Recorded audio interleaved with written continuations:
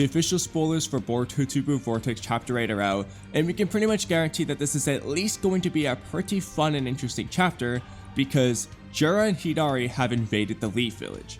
They're done sitting around and reading books, they've finally taken action. Now we only get one page from the official spoilers, but I can already tell that this is easily going to be the funniest chapter of part 2 so far, because Jura and Hidari have some pretty goofy personalities, and I love it. So the page itself is pretty simple. Jura says, "Look, Hidari, it's an old bookstore. This is fantastic. For an unexpected encounter, it looks promising." And Hidari is just like, "Are you here, Naruto Uzumaki?" And Jura's just like, "Interesting. I like the way he said it with a straight face." Now we don't know exactly what Hidari's looking at when he asked this question. For all I know, it's like a cardboard cutout of Naruto. Maybe it's a fish cake on the wall, which is what Naruto means. Maybe it's a book with Naruto's name. I don't know. Either way, when we see the full chapter, it'll probably be pretty silly. But something to note about this scene is that Jura and Hidari have seemingly teamed up to look for Naruto. Now we don't see Matsuri and Bug in this scene, so it's possible that either they're just lagging behind, or they split up into two search parties for their goals. Matsuri and Bug might be also looking for Naruto, or they might be teaming up to find Eida or Konohamaru together, we don't know. But what's interesting though is that the most likely two strongest divine trees have teamed up together, so it's not going to be very good for anyone who runs into the Jura and Hidari crew, and chances are, honestly, we're probably more likely to see someone run into the Bug and Matsuri one for that specific reason, because Jura and Hidari will make a pretty mean combo in battle. But I'm definitely glad that Jura and Hidari teamed up together because I really like their kind of goofy, nonchalant dynamic they have going on. I really like nonchalant personalities, and Jura and Hidari are both. They're both very unintentionally goofy, and I find it funny. But something else to note here is that as we get to spend more time with Jura, seeing more pages of him, and spending more time with his personality, it still remains a gray area to me as to what his identity is, or more specifically, how his identity was formed, because appearance-wise, especially this bottom left panel here, it looks a lot like Kawaki to me. In fact, I swear, I could not find it, but I swear there is a panel of Kawaki somewhere in this Boruto manga that looks an awful lot like this bottom left panel of Jura. I couldn't find it before working time, unfortunately, but I swear it exists. If anyone can find it in the comments, let me know. It just looks a lot like Kawaki. But at the same time, as I'm sure a lot of you have noticed, this whole situation of Jura and Hidari nonchalantly walking around the Leaf Village looking for Naruto is incredibly reminiscent of Jigen and Ishiki waltzing around the Leaf Village looking for Kawaki. They're just very nonchalant. Ishiki was going around asking the Leaf Villagers politely where Kawaki is. Jura's going into bookstores looking around for Naruto. It is a very similar situation here. So I can see a lot of similarities to both characters. So I'm still not fully sure who I think formed their identity. I think I have a pretty good idea as to how this whole divine tree sentience thing works, which I'm going to make a video on, but as for specifically if it's Ishiki, Kawaki, a blended of two, or whatever, I'm not fully sure what's going on with Jura here. Now, I'm not necessarily expecting Jura and Hidari to actually find Naruto in this chapter. That would be very quick pacing. I won't say it's impossible, but I'm not expecting it. What I am expecting, though, is probably for them to ask someone about Naruto, which is going to start raising the alarm bell and raising questions in people's minds about why someone is looking for Naruto who is supposedly dead. At some point, these divine trees are going to prove Damien right. They're gonna be looking for Naruto, they're gonna be asking for Naruto's location, and at some point people are going to catch on to the fact that Kawaki and Eida lied.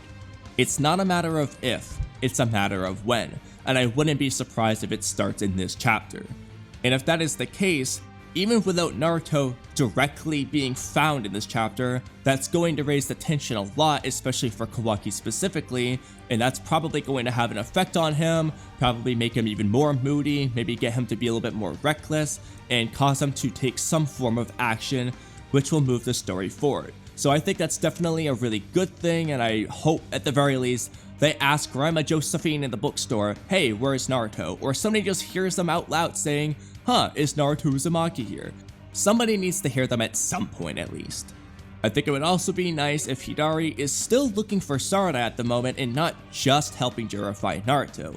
While they are teamed up together right now, it seems they should both be helping each other find their target. So Hidari can help Jura look for Naruto, but Jura should also help Hidari find Sarada at the same time.